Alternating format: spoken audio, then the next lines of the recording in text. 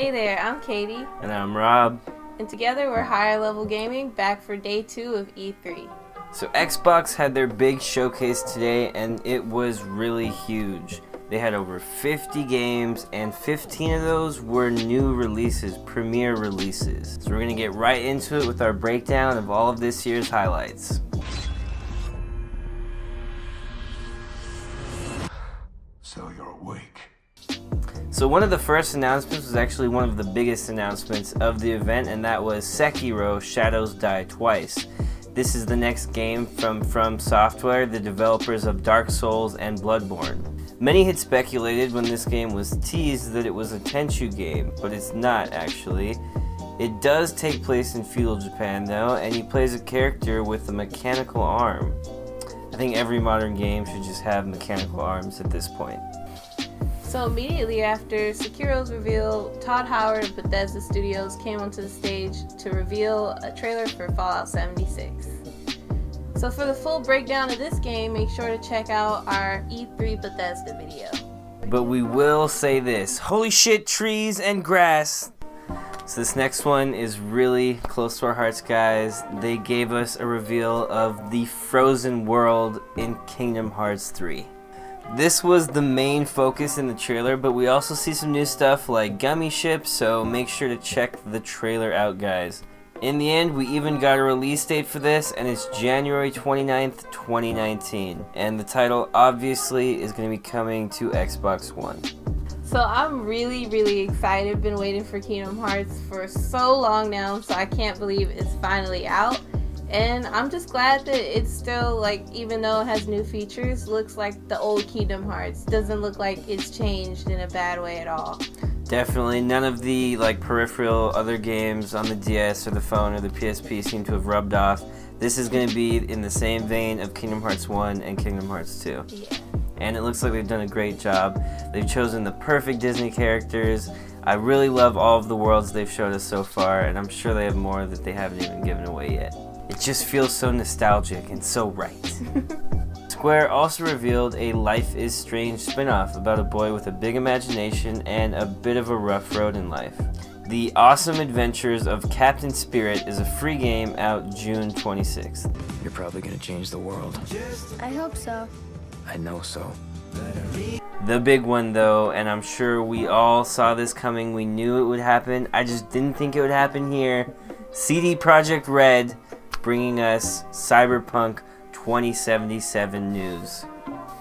So they came in at the last moment for the next cinematic teaser of Cyberpunk 2077, and it was gorgeous, guys. The world doesn't look as vertical in this trailer, but it's just as futuristic and clean, and we saw much more of it. So Night City is the name of the setting for the title, and we're shown 5 distinct areas in a map of the city metro. An orbital space launch center, a city center, Haywood, Westbrook, Watson, and Santo Domingo. We actually don't have any real details about these locations, they're just the places that are listed on the map of the metro of the Night City. There was also definitely a theme of hacking in the trailer, and the protagonist here seems to be some kind of mercenary. In the original Cyberpunk tabletop RPG, these were some of the class focuses, so this could be our first peek at what those might look like in the upcoming game. Lastly, I just want to take a closer look with you guys at this hacking intro they did. We see the cursor scroll over some information right before the teaser starts, and it says something about a final cut or a final edit, and possibly is alluding to a finished version of this game. That same row of information is the number 9.5. Now this could be nothing, it could have been nothing, but I think we may have had a subtle release date or Easter egg about maybe another announcement they're going to be doing in the future on 9.5. I really do think this is a possibility because they do hover over this at one point before they click on the teaser for us to see. So in other big news, we saw a whole lot of Xbox exclusives shown off this year. We got a Halo reveal immediately at the start of the event. Halo Infinite. This is the next main game in the series, and it appears Master Chief is making a return, and it's also going to be taking place on the actual Halo ring. Few details were shared besides this tease, however. Terry Crews then came in headlining the trailer for Crackdown 3, another Xbox exclusive title slated for next year. The trailer showed off a big change in tone for the game, making it more kind of in line with the other Saints Row games that have been released. Seems like Terry Crews is now the protagonist, and you play as him. Good for him, he's a really talented actor, and pulled the role off well in the trailer. They also showed us a Funko Pop game trailer for Gears. So this was followed by a super dramatic scene from Gears, and also the announcement for Gears 5. The gameplay for Gears 5 actually looked really good. And lastly, for the exclusives, Xbox teased a new skateboarding game coming called Session. I know a lot of people were hoping for Skate 4, sorry guys. But there were far more game reveals than just those exclusives, so we're going to keep going with Capcom, who revealed Devil May Cry 5. So Dante is missing in action in this game, and you play as Nero. He also played as in the 4th installment, and he also has a robot mechanical arm. Neato. Then Bandai Namco brought us a really weird but awesome mashup of Naruto, One Piece, and Dragon Ball Z.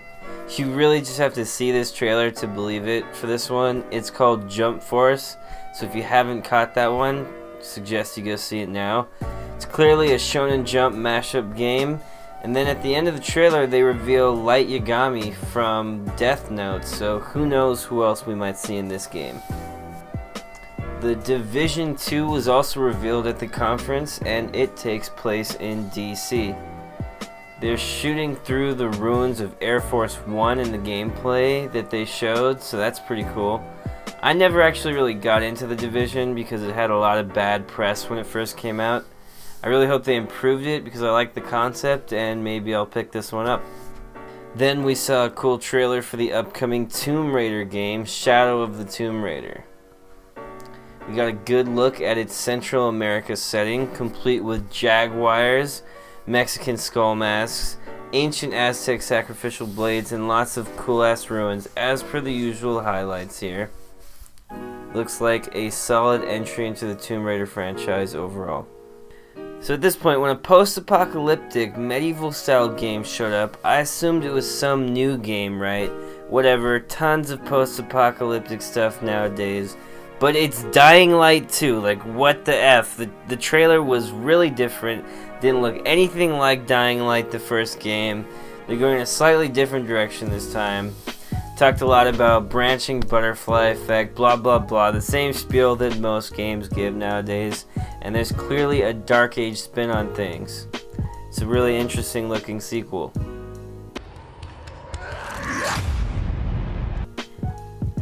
In other news from the conference, Microsoft acquired 4 new studios, including Ninja Theory, the people behind Senua's Sacrifice Hellblade. They also had a new trailer from the developers of We Happy Few, and this is another Microsoft studio now, so it seems like they're clearly trying to bridge the gap between them and Sony. So Game Pass was also fully showcased at the conference, and it will be getting a lot of new great titles, including Crackdown 3 and Forza Horizon 4 on release. This is a really competitive format, and one where Microsoft really has the upper hand on Sony. This also benefits the player like Netflix benefits the buyer, so here's hoping something like this eventually comes to PC and PS4 with a good selection. Other news we really unfortunately don't have time to expand on that we thought was great are Forza Horizon 4's announcement. This is a really great racing game that Microsoft has. A new Metro game was revealed. We saw Tales of Vesperia, a re-release of that game. Black Desert is coming to Xbox. And there was an official reveal of Just Cause 4, which was leaked by Steam earlier this week. You also can't call GameStop to troll them asking for Battletoads anymore because they just might have it. They're making a new Battletoads game. Lastly, Cuphead, the Delicious Last Course, is a DLC for the indie smash hit that was revealed at the conference, and you can now play as a Girl Cup Chalice. So many games came out that those kind of had to be afterthoughts for us. But maybe you guys really did love them. Let us know in the comments or whatever it is that you're looking forward to. For more news, gameplay, and reviews, subscribe to Higher Level Gaming, and don't forget to hit the bell button for notifications. This eye is not merely seeing reality, it is touching